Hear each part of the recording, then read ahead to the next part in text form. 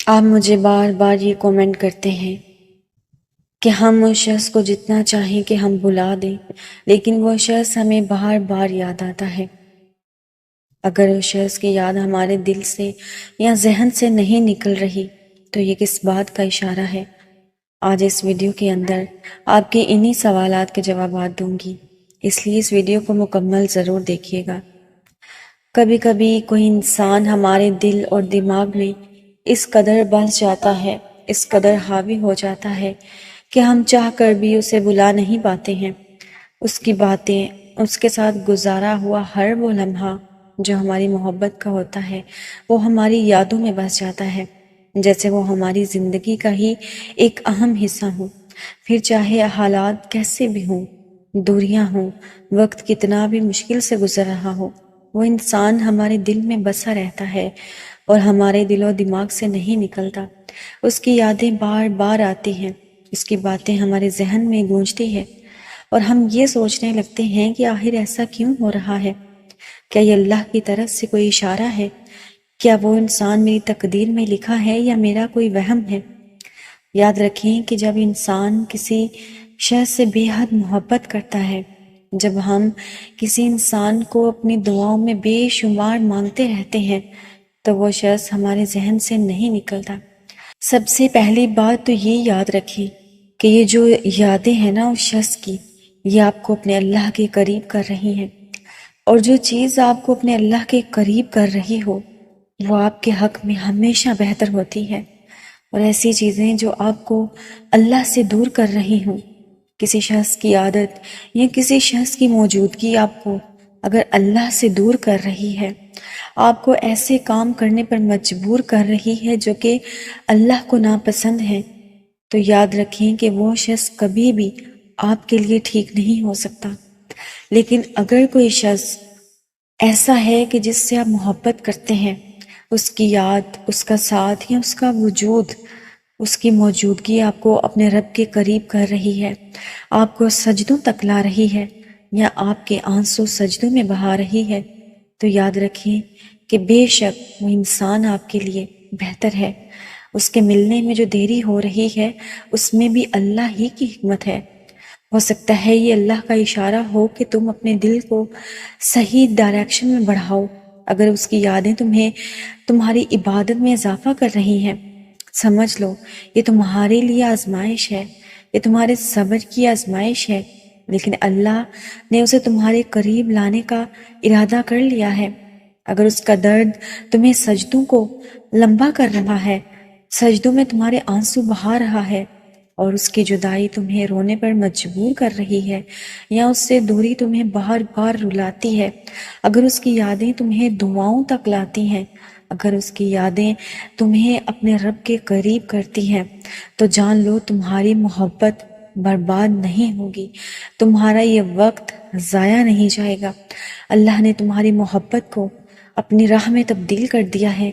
کیونکہ جس دل کو دنیا توڑ دیتی ہے اللہ اسی دل کو اپنی قربت سے جوڑ دیتا ہے، اور یقین کریں جو دل دنیا کی بجائے اللہ سے لگ جاتا ہے اس کو پھر اس دنیا کی پرواہ نہیں رہتی، اس کو یہ پرواہ نہیں رہتی کہ اللہ نے اسے کس چیز سے محروم کر دیا، کون سی چیز اس سے چھین لی گئی، کون سا شخص جو اسے دور کر دیا گیا۔ کیا آپ میری بات کا یقین کریں گے؟ میں آپ کو یہ ساری باتیں اپنے تجربات سے بتاتی ہوں، ایسی چیزیں جو میرے اپنے ساتھ گزر چکی ہیں یا ایسی چیزیں جو کہ میرے جاننے والوں کے ساتھ جو مجھے کال کرتے ہیں، مجھ سے مشورہ کرتے ہیں، ان کے ساتھ جو گزر چکی ہوتی ہیں، یہ باتیں میں ان تجربات سے کرتی ہوں کہ اگر کسی شخص سے اگر آپ آج اتنی محبت کرتے ہیں نا کہ آپ کو لگتا ہے کہ آپ کی زندگی اس کے بغیر ختم ہو جائے گی، آپ کا وجود اس شخص کے بغیر بکھر جائے گا۔ میں جانتی ہوں ابھی آپ سن رہے ہیں اور آپ کہہ رہے ہیں نہیں میری کہانی مختلف ہے، میرا درد سب سے الگ ہے، لیکن یاد رکھیں یہ درد، یہ تکلیف، یہ جدائی، یہ محبت سب کی ایک جیسی ہوتی ہے، اور آپ یاد رکھنا کہ جس شخص کے بغیر آج آپ کو لگ رہا ہے نا کہ آپ کی سانسیں بند ہو جائیں گی، اگر آج آپ کا دل آپ کے رب کے ساتھ جڑ جاتا ہے، آپ اپنا دوست اپنے اللہ کو بنا لیتے ہیں، آپ اللہ سے کہہ دیتے ہیں کہ میرے رب مجھے اس قدر طاقتور کر، میرا دل اتنا مضبوط کر دے کہ مجھے کسی بھی انسان، کسی چیز کے چھن جانے سے کبھی کوئی فرق نہ پڑے۔ تو یقین مانیں، میری اس بات پہ یقین کریں کہ وہ شخص جس کے بغیر آج آپ کو سانس تک نہیں آ رہی نا، اس کے بھی ہونے یا نہ ہونے سے آپ کو ایک دن ایسا آئے گا کہ فرق نہیں پڑے گا۔ لیکن شرط کیا ہے کہ آپ کو اپنے اللہ کو اپنے پاس رکھنا ہے، اور یاد رکھنا کہ جب تم کسی چیز سے محروم کر دی جاتے ہو نا، تو سمجھ لو اللہ تمہیں اس سے بہترین دینے والا ہے۔ تو اپنے اس درد کو اللہ کے ساتھ شیئر کرو، اس جدائی کو اپنے سجدوں کی لمبائی کے ساتھ تبدیل کر دو، اس دل کو، اپنے دل کو تسلی دو، کیونکہ جب اللہ تعالیٰ کسی شخص کے ٹوٹے ہوئے دل میں اپنا گھر بساتا ہے نا، تو وہ گھر ایسا ہوتا ہے کہ جس میں صرف رونقیں ہوتی ہیں، وہ گھر ایسا ہوتا ہے جو کبھی اجڑتا نہیں، وہ گھر ایسا ہوتا ہے جو کبھی برباد نہیں ہوتا۔ اور جس دن آپ کے دل میں وہ گھر بس گیا تو آپ کو اپنی اللہ کی رحمتیں، اس کی حکمتیں سمجھ میں آئیں گی، اور آپ کو میری یہ ویڈیو بھی یاد آئے گی۔ جس دن آپ اس قدر مضبوط ہو جائیں گے، اس قدر مضبوط ہو جائیں گے کہ آپ کو دنیاوی کسی چیز سے فرق نہیں پڑے گا۔ اور یقین کریں، میری نظر میں وہ شخص جیت جاتا ہے جس کو اس دنیا کے ہونے یا نہ ہونے سے فرق نہیں پڑتا، جس کو اس دنیا داری سے کوئی فرق نہیں پڑتا۔ بس صبر کرو، کیونکہ تمہاری یہ جو محبت ہے نا، اللہ کے پاس ضرور درج کی جا رہی ہے۔ لیکن سوال یہ اٹھتا ہے کہ اگر کوئی شخص ہمیں بار بار یاد آتا ہے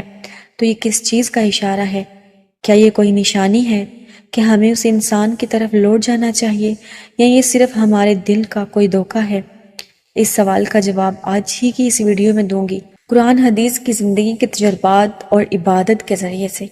کہ کیا یہ اللہ کا کوئی اشارہ ہے؟ جب کوئی انسان تمہارے دل میں بار بار آتا ہے تو اس کی 3 اہم وجوہات ہو سکتی ہیں۔ پہلی وجہ، اللہ تمہیں کچھ سکھانا چاہتا ہے۔ جب تمہاری دعا قبول نہیں ہوتی، جب تمہارا دل ٹوٹ کر بکھر جاتا ہے، جب تمہیں وہی نہیں ملتا جس کی تم تمنا کر رہے ہو، جس کے لیے تم راتوں کو روتے ہو، تو سمجھ جائیں اللہ تمہیں بہت بڑا سکھانا چاہتا ہے۔ وہ کچھ ایسا سکھانا چاہتا ہے جس سے دنیاوی محبتیں طوفان کے ساتھ اڑ جائیں گے۔ وہ کچھ آپ کو ایسا دینا چاہتا ہے کہ جس میں اس دنیا کی محبتیں جو آپ کو لمحہ بلمحہ کمزور کرتی ہیں، دنیا کی محبت جو آج ساتھ ہے تو کل کی اس کی امید نہیں کہ وہ آپ کے ساتھ ہوگی یا نہیں۔ جس شخص سے آپ محبت کرتے ہیں، آپ کو تو اس کا بھی بھروسہ نہیں کہ اگر وہ آج ساتھ ہے تو کل ساتھ ہوگا یا نہیں۔ ایک اللہ کی محبت ایسی ہے جس کا آپ کو بھروسہ ہے کہ اگر آج ساتھ ہے تو زندگی بھر ساتھ رہے گی۔ اگر آج اللہ کی محبت پاس ہے تو یہ دل کبھی ٹوٹ نہیں سکتا، اور یہ محبت دل میں ہمیشہ بس جانے والی ہے۔ اللہ تمہیں دکھانا چاہتا ہے کہ انسان بدل جاتے ہیں، مگر رب کا وعدہ کبھی نہیں بدلتا۔ اور تمہیں احساس دلانا چاہتا ہے کہ تم جسے اپنی دنیا سمجھ رہے تھے اور دراصل تمہاری دنیا کے لیے ٹھیک ہی نہیں تھا۔ اور ہو سکتا ہے کہ تم کسی چیز کو ناپسند کرو جبکہ وہی تمہارے لیے بہترین ہو، اور ہو سکتا ہے تم کسی چیز کو پسند کرو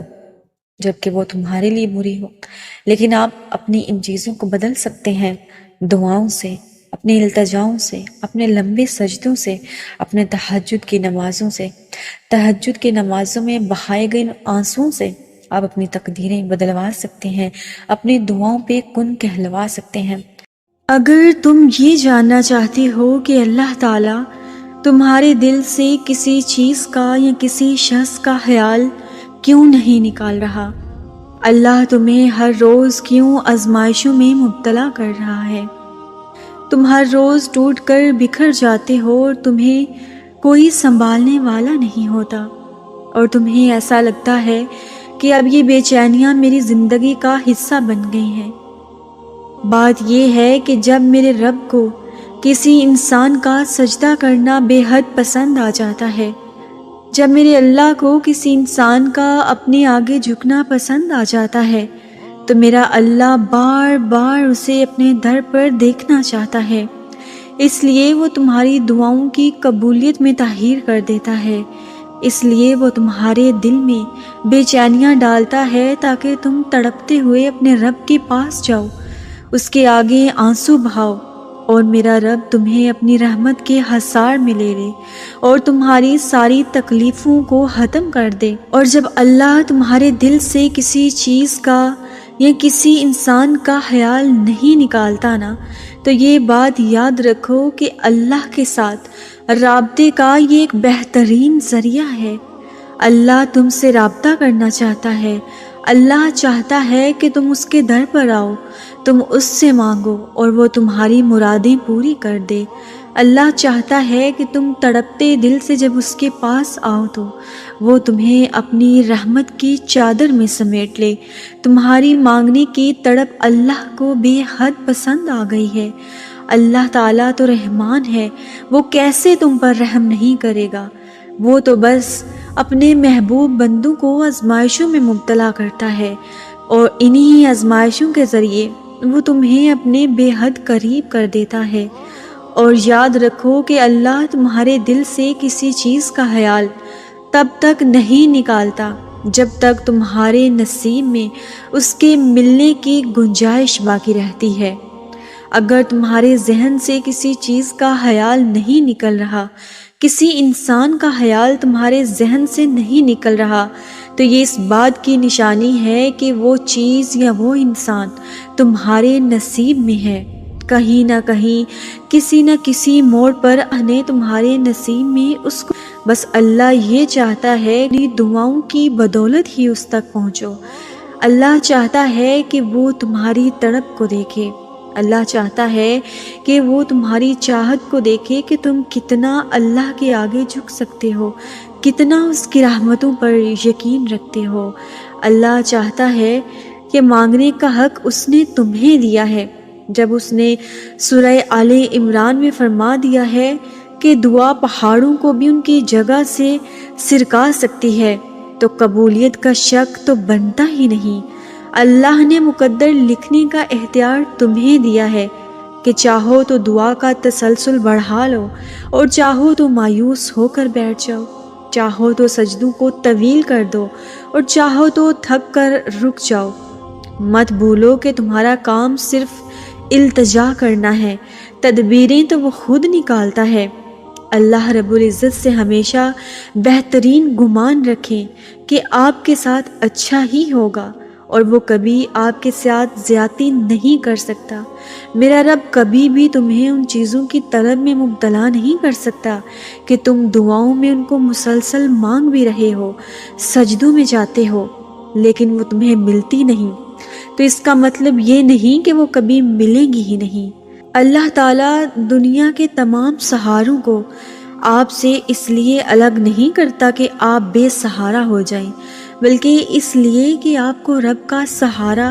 صاف اور نمایاں نظر آئے، تاکہ آپ ہمیشہ اللہ پر بھروسہ رکھیں۔ میرا رب کبھی کبھی تمہیں تکلیفوں اور مشکلات سے گزارتا ہے، تاکہ جب تم ان راستوں پر چل کر آؤ تو تم ایک نئی انسان بن جاؤ، تم ایک بہادر انسان بن جاؤ۔ یہی وہ لمحات ہیں جو تمہیں اپنے اللہ پر یقین مضبوط کرنے کا موقع دیتے ہیں۔ تمہارا صبر اور دعا تمہیں اللہ کے قریب تر کر دیتے ہیں۔ اپنے دل کو سکون دینے کے لیے نماز اور دعا کو اپنا ساتھی بنا لو، اور یاد رکھو کہ اللہ تعالیٰ کسی چیز کو تمہیں اس لیے نہیں عطا کر رہا کہ رب نے وہ تمہیں عطا نہیں کرنی، بلکہ اللہ تمہاری ہر فریاد سنتا ہے، وہ تمہاری مشکلات کو آسان بناتا ہے۔ بس اپنی امید کو زندہ رکھو اور اللہ تعالیٰ پر بھروسہ کرو۔ اللہ کی محبت اتنی خاص ہے کہ اگر انسان جائے نماز پر صرف سر جھکا کر بیٹھا رہے، کچھ نہ بھی بولے، تب بھی وہ رب کچھ لمحوں بعد ایسا سکون بندے کے دل میں اتار دیتا ہے کہ لگتا ہے جیسے اس نے پریشان دل کو یہ سمجھا دیا ہو کہ میرے بندے نا امید نہ ہوں، سب کچھ میں ٹھیک کر دوں گا، کیونکہ میں ٹھیک کرنے پر قادر ہوں۔ اور جب آپ کسی ایک ہی انسان کو بار بار سوچتے رہتے ہیں، اس کا خیال ذہن سے چاہ کر بھی نہیں نکال سکتے نا، تو میرا رب وہ چیز تمہاری قسمت میں لکھ دیتا ہے۔ جب تم تڑپتے ہوئے اپنے رب کے در پر جا کر کسی چیز کو مانگتے ہو نا تو میرا رب تمہیں خالی ہاتھ نہیں لٹاتا، بس تھوڑا سا صبر کرواتا ہے، انتظار کرواتا ہے، اور آخرکار جیت تمہارا مقدر کر دیتا ہے۔ وہ شخص تمہارے نصیب میں لکھ دیا جاتا ہے، وہ انسان تمہارے مقدر کا حصہ بنا دیا جاتا ہے۔ میں جانتی ہوں کہ تم تھک گئے ہو، مجھے معلوم ہے کہ تمہاری زندگی میں بے حد مسائل ہیں، میں جانتی ہوں کہ تم اپنے ذاتی معاملات کا ذکر کسی کے سامنے نہیں کر سکتے، مگر اس سب کے باوجود اللہ تمہارے ساتھ ہے۔ یاد رکھیں کہ جب اللہ کا راستہ اختیار کر لیا جاتا ہے، جب اس کی رضاؤں میں راضی ہونا سیکھ لیا جاتا ہے، پھر اللہ تمہاری رضاؤں پر بھی راضی ہو جاتا ہے۔